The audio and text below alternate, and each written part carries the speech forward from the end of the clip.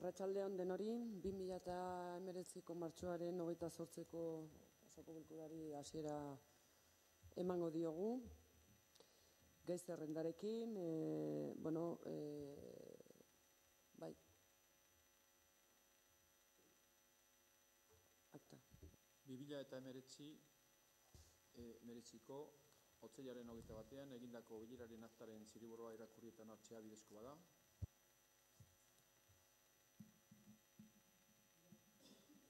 Aldekoak?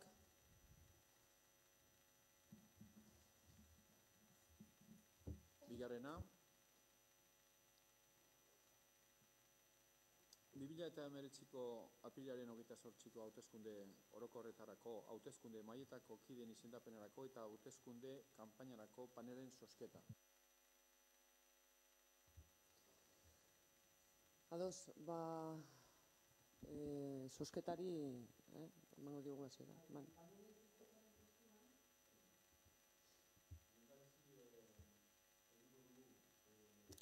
Barkatu, mikrofono, entzuteko. Lehendabizi egingo dugula, esan dizuet, panel bakoitzak bi zatitan banatuta daude. Orduan, zuek alderdi bakoitzak aukera du aukeratzeko batetik izeira zein lekutan aukeratzen du. Lehenengo lekua, bigarren lekua, hirugarrena, laugarrena, bosgarrena edo seigarrena. Orduan, panel guztietan, orain aukeratzen duzuen ordena, erresperatu egingo zaizuen.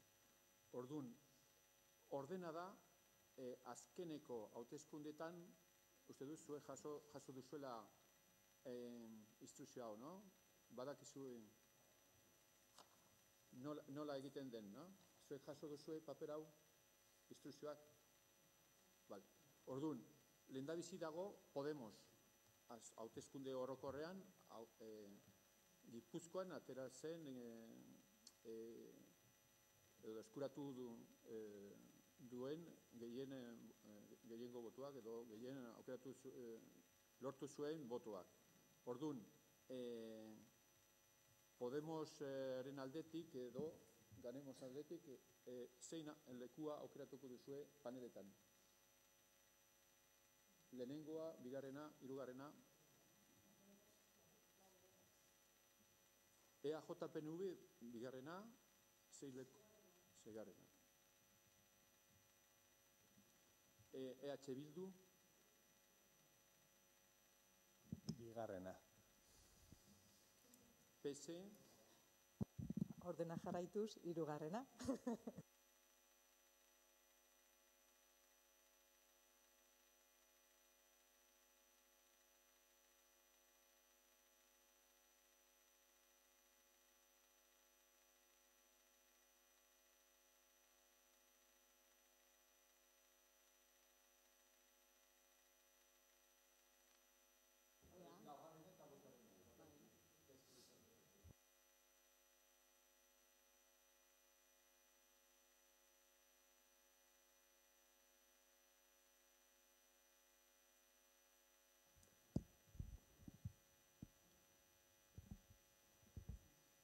Orduan, orain egingo dugu hauteskunde orokorretarako udalerrian osatuko diren mahaikideen izendapenerako zozketa egingo dugu. Hauteskunde bulegoak eskura jarritako Konoce aplikazio bidez egingo da, horretarako hauteskunde egunean udalerriko hautesle diren herritar guztiak hartuko dira kontuan. Lehendaketa honen ordezkoak izendatzeko, batxilergoa, bigarren graduko lanbide heziketa edo hauen maila gehiagoko tituludunak artean egingo da zozketa. Bokalak eta hauen ordezkoak izendatzeko eskola graduatua eta gutxiago duten tituludunen artean egingo da zozketa.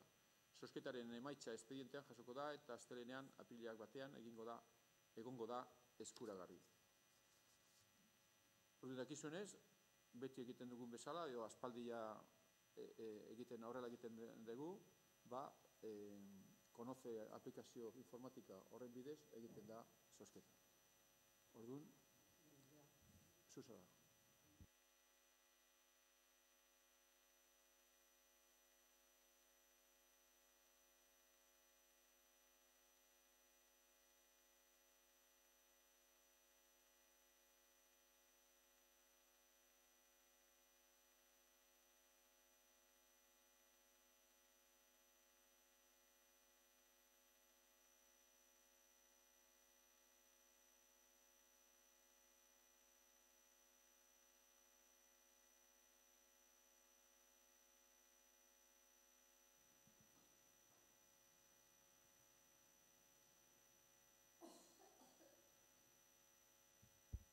Orduan, ontzat ematen duzuen zozketa.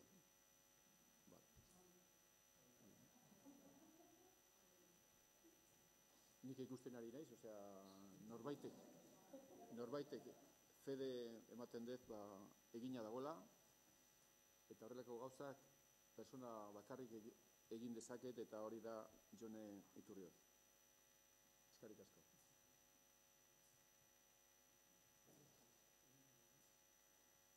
Zerrendak egina daude.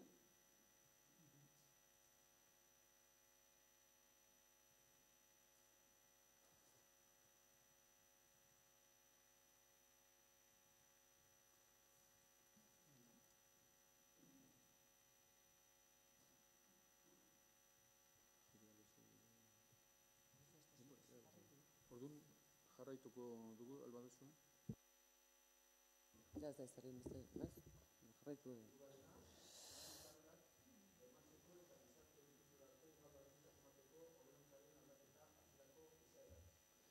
Bueno, hemen aipatu behar dut, gai zerrendan, hainbat ordenantzen moldaketa dagoela, moldaketa berdina da, jungo geha bana boskatzen, hau da, 39/2015 legeak, administrazio prozeduran legeak dioen bezala aplikatu behar da, eta non dokumentua, herritarrak dokumenturen bat lehendik ere udalean baldin badago derrigorrez ez du bertan aurkeztu behar. Eta aldaketa horren inguruan egokitzapenak daude ordenantzetan. Salbuespen badago eta da aldaketa gehiago indirelako aprobetxatuz hau ekarri beltzala plenora aldaketa hau egitea lege berriaren ezarpenarena eta da udaletxe bizitzen ordenantza. Ja aprobetxatu da zenbait akatxe eta bertan zehozten eta egokitzapena egiteko. Beraz, puntuz puntu jungo gera denetan errepikatu gabe. Hirugarren puntuan diru sarrerako IVA, bermatzeko eta gizarte inklusiorako udal laguntzak emateko ordenantzaren aldaketa txertatu behar da. Aldekoak?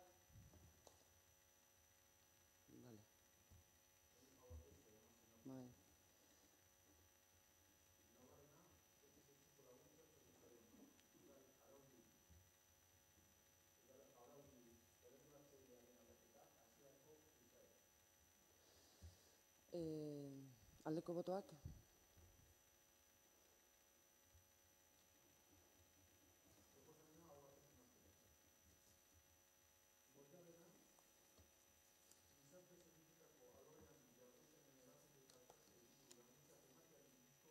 Aldaketa hasierako izaeraz.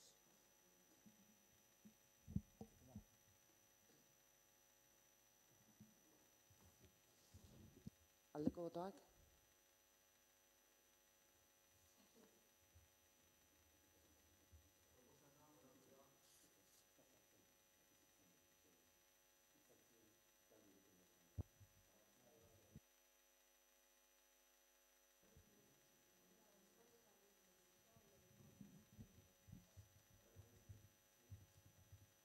Proposamena, eskerrik asko. Beti zerbait ikasten da. Beraz, bosgarrena onartutzat jotzen dugu. Seigarrena, garapen bidean dauden herrialdekiko lankidetza programen udal ordenantzaren aldaketa hasierako izaeraz. Aldeko botoak? Hau batez onartzen da. Hurrengoan, 7. udal jabetzako etxebizitzak gizarte errentapetxe aurabidean esleitzeko udal ordenantza arautzailearen aldaketa hasierako izaeraz. Bai, leheno aipatu da bezala,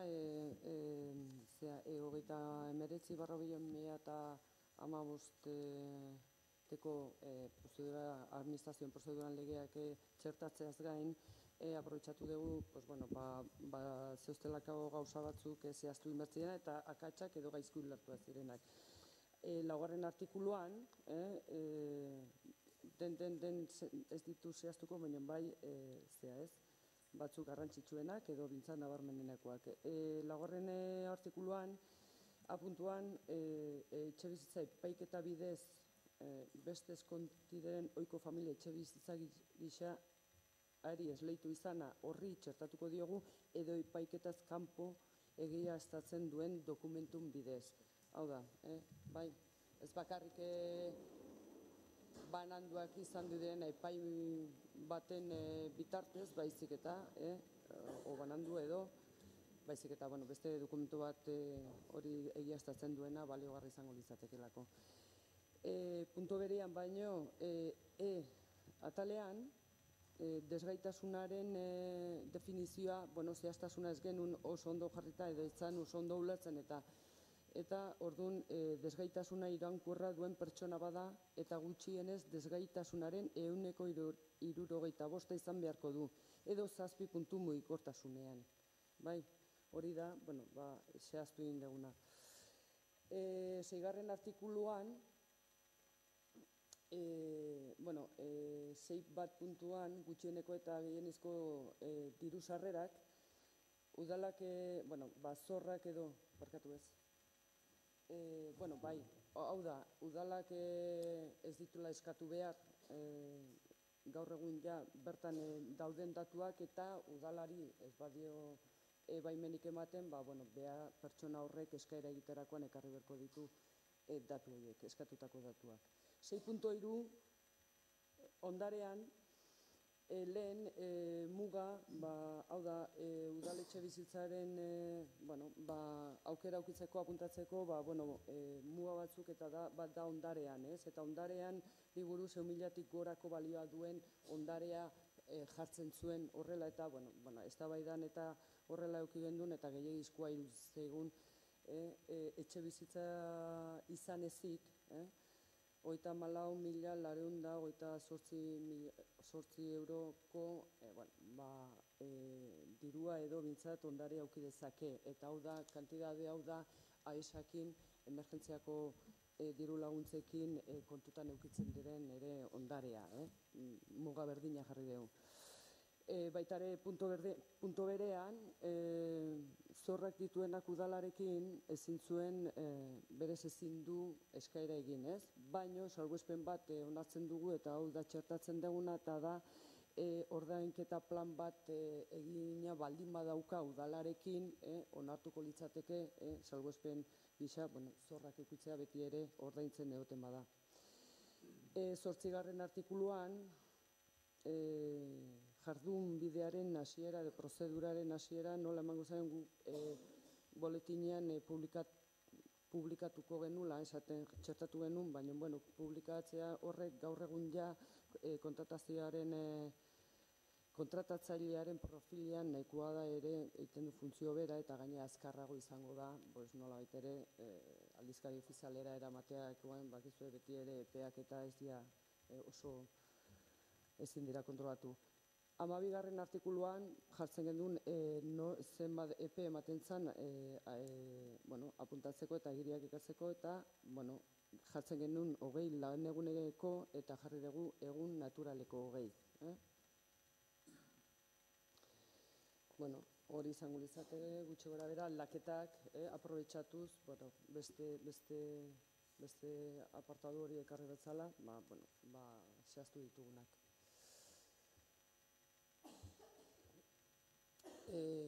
Aldekoak.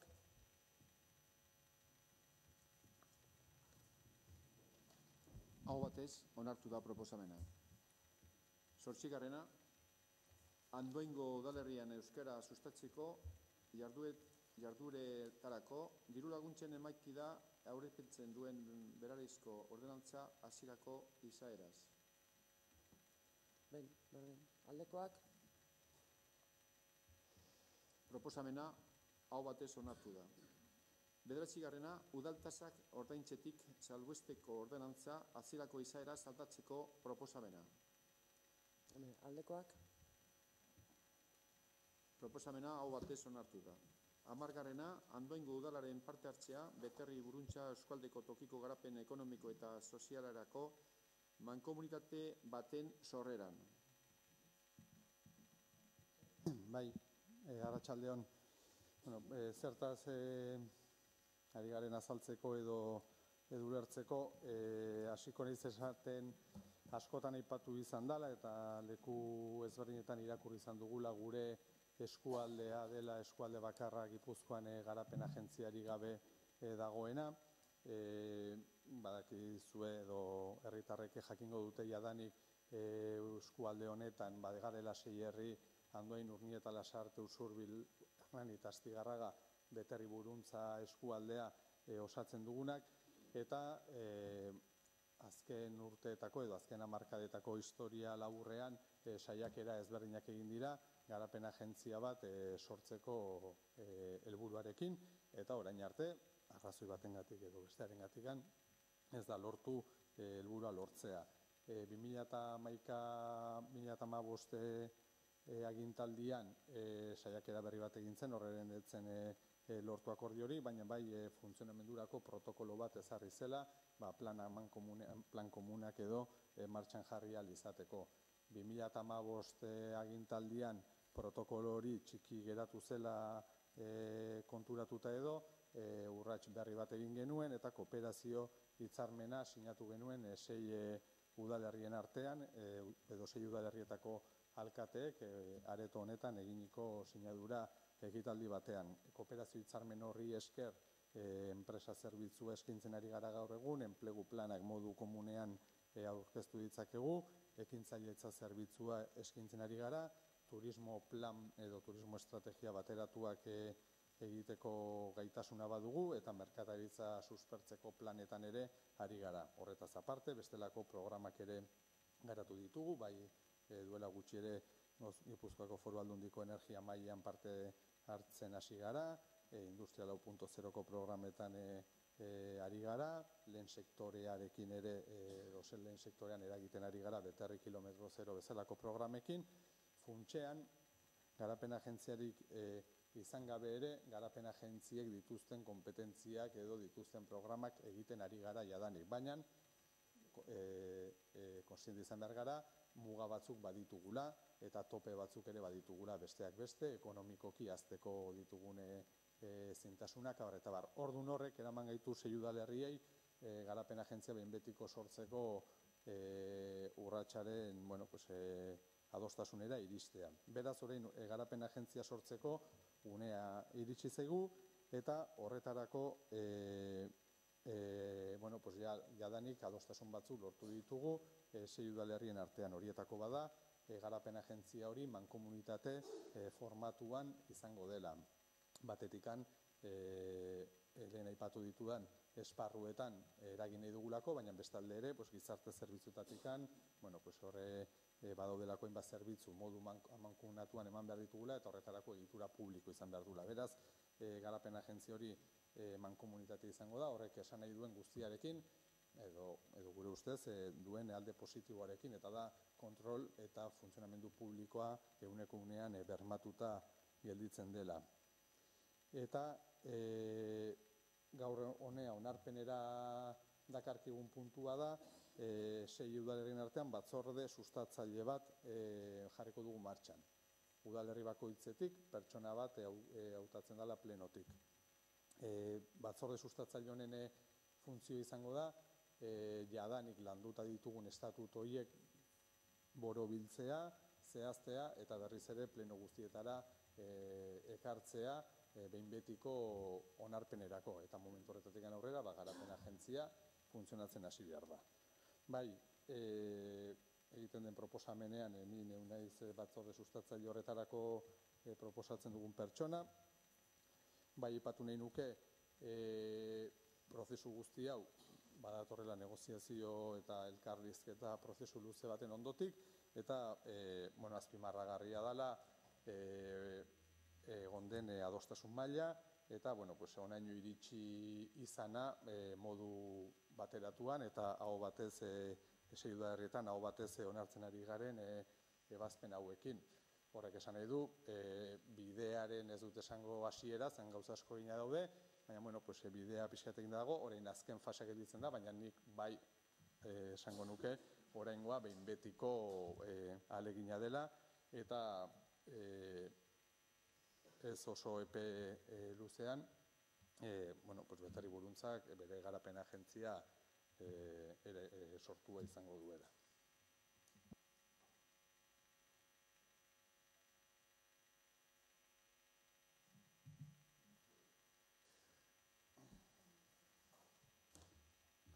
Gu bakarrik aipatu, Jonek esan duen bezala, uste pilo bat daramagula kontu honekin bueltaka, desadostasun handiak genituen hasiera batean, eta gai izan gara alderdi politiko guztiok adostasun batera iristea, eta ona izango da bai guretzako herri bezala, eta bai bailara moduan funtzionatzen hasteko eta bailara moduan lan egiten hasteko.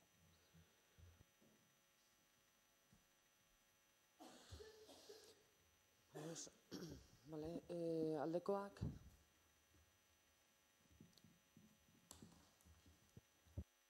Proposamena aho batez onartu da. Hurrengoa, Sarmende izeneko aiu 3 eremua hirigunerako zehetasun azterketa behin betiko izaeraz onartzeko proposamena. Aldekoak. Aho batez onartu da proposamena. 12. 2019ko martxoaren 15ean tokiko gobernu batzarrak 5. puntua hartutako erabakia berresteko proposamena.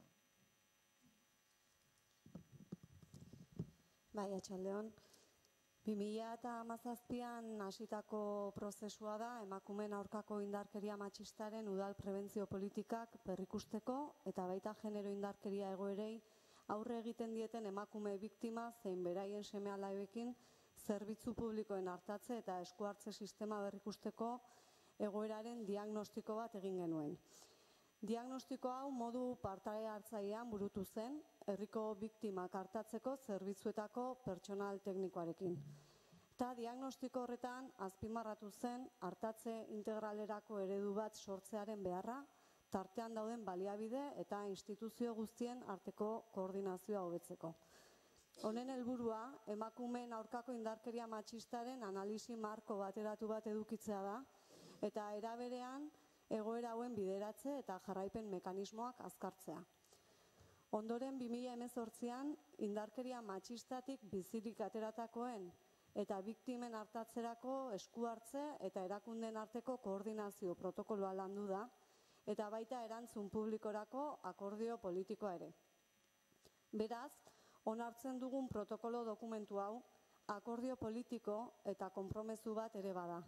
Orain arte egindako lan teknikoa babesteko eta baita politikariei dagozkigun egin beharrak abian jartzeko.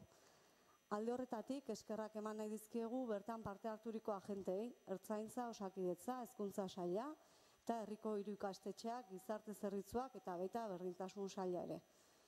Momentu honetan gainera, 4/2005 legea aldatzeko aurreproiektua lantzen ari da, eta protokolo honen edukiak modu egokian kokatzen dira eztabaida honen markoan. Horrela, abiapuntua emakumeen aurkako indarkeria eta genero desberdintasunaren arteko lotura da. Ikuspuntu horretan, oinarrituko ditugu protokolo honetan zehazten diren lanak eta baita eginkizunak ere. Modu berean, ondorengo protokoloan jasotzen diren hainbat elementu ere aurreikusten dira berdintasun legearen etorkizuneko moldaketan. Besteak beste, eragindako profesionalen ikuspegi bateratua ziurtatzea, koordinazioa hobetzea edota erreparazio eskubidea bermatzea, kalte ordainak, egiaren aitortza, indarkeria ez errepikatzea eta erabateko errekuperazioa berma daitezen.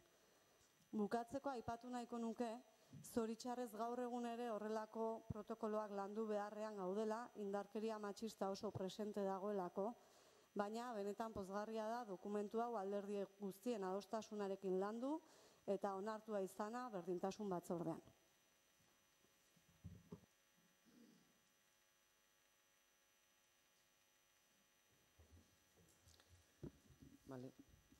Aldekoak. Proposamena hau batez onartu da. 13. 2019ko martxoaren 5ko 2019 epaiaren berri ematea, epaiaren bidez ezetsi egin baita, Azpikola 2014, SLK 27.994.305 euroko kalte ordaina eskatzeko jarritako administrazio auzietarako errekursoa. Bai, bueno, puntu hau oso berezia da, egia da, puntu hau kontu ematen da, berez emaitza edo epaile honen kontu ematen da tokiko gobernuan, baina bai bere duen garrantziagatik iruditu zaigu ere, hemen plenoan ere berri emateko ere importantea zala. Eta, esan bezala, Azpikolaren auziarekin urte luzez darama Andoaingo udala, epaitegien bueltan, eta esan behar dago eta 2019ko martxoaren 5ean Donostiako administrazioarekiko auzien 3. zenbakiko epaitegitik erabaki nahiko importantea eta posgarria iruditzen zaigu dela, iritsi zaigula, ez da. Pixka bat gogora ekarri, Azpikola 2004 SL enpresak edo merkantilak Andoaingo udalaren kontra jo zuen, eskatutako obra baimenaren lizentzia horri uko egin genionean edo zezkoa eman genionean, horren ondorioz kalte ordainak eskatu zizkigun eta konpentsazio modura ez, badirudi bere kalteak oso altuak omen ziren eta 28 milioiko euro eskatzen zizkigun, ez da?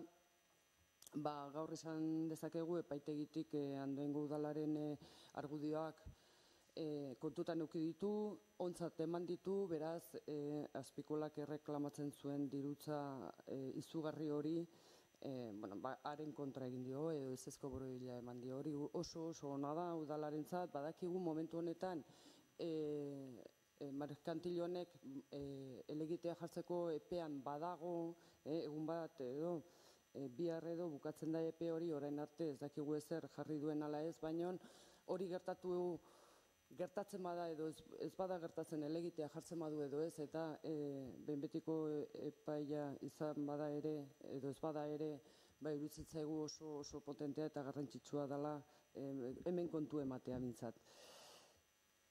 Esan bezala epaitegi honek horrela dio, desestimo íntegramente el recurso contencioso administrativo interpuesto por la mercantil Azpikola 2004 SL contra la resolución indicada en el cabezamiento, la cual se declara ajustada a derecho con expresa imposición de costas al actor, hau da, kostak ere Azpikola merkantilari inputatzen dizkio.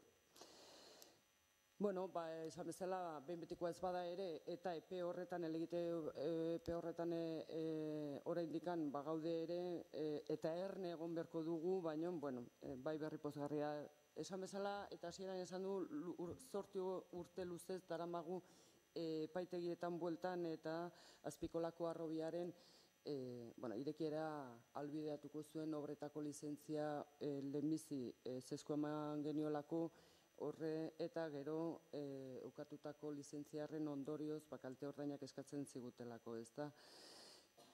Urteak dira, hainbat txosten, asko egin behar izan dira, udal honetan, dokumentazio bilaketa, bilerak, administrazio, beste kanpo administrazioi ere informazioa eskatu, investigazio lana handia egon da, tarte honetan eta sortzio honetan, eta guztia eskubide publikoaren interesak defendatzeko.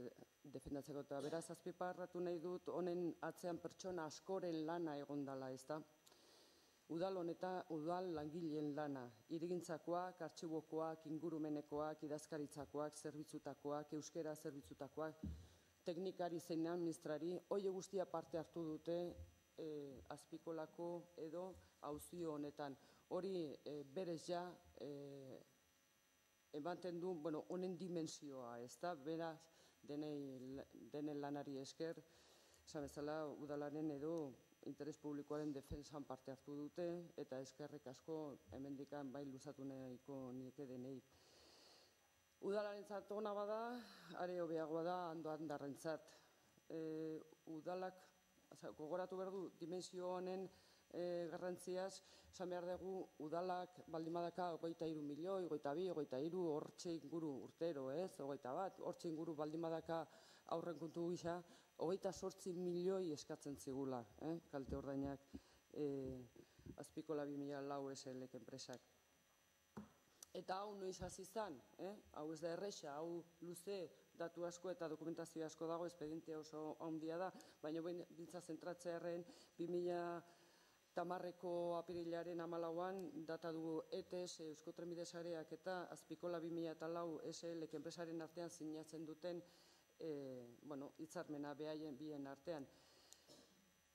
Hitzarmen honetan laugarren puntuan honela dio. Además de lo anterior, el Plan General de Ordenación Urbana de Andoain, que ha sido objeto de aprobación provisional mediante acuerdo municipal de 28 de enero de 2010, contempla para los terrenos citados de Azpikola una calificación de área de recuperación ambiental con actividad extractiva, motivo por el que cuando alcance el documento su aprobación definitiva y entrada en vigor, la cantera Azpikola podrá ser destinada a su actividad extractiva conforme a la restante legislación.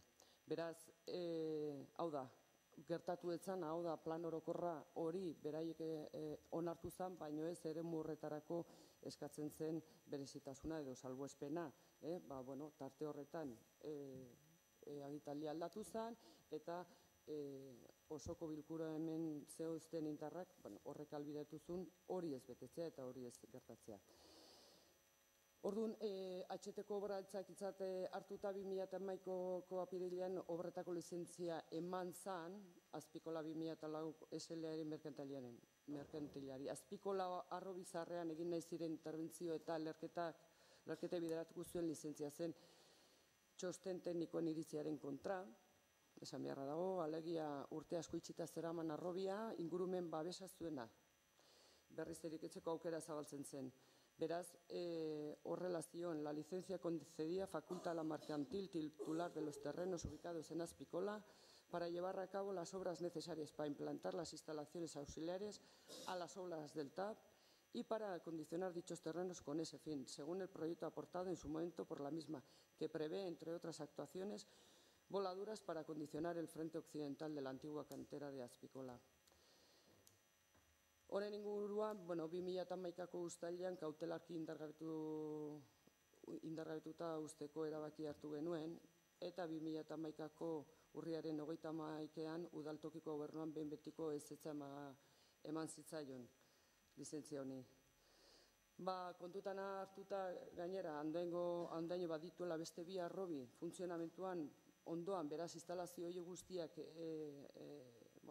jartzeko arazorik ez zeuztela.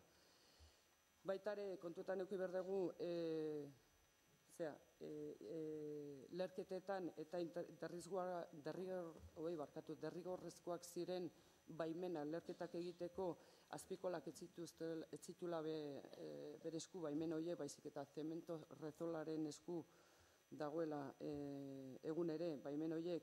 Baitare udalteknikaren txostenak ez zeuztela aldekoak, ez zira aldekoak, obra horiek hiri antolamenduen plan orokorraren kontra zijoaztela ere. Eta baitare, Espainiako ordezkari ordetzak Gipuzkoako delegaritzak onelaxe esaten zigun 2016ko ekainaren 21ean, eta besteen artean horrela esaten zigun. Ha quedado acreditado, según lo manifestado en el informe de la Dirección de Obra, que la superficie afectada para la finca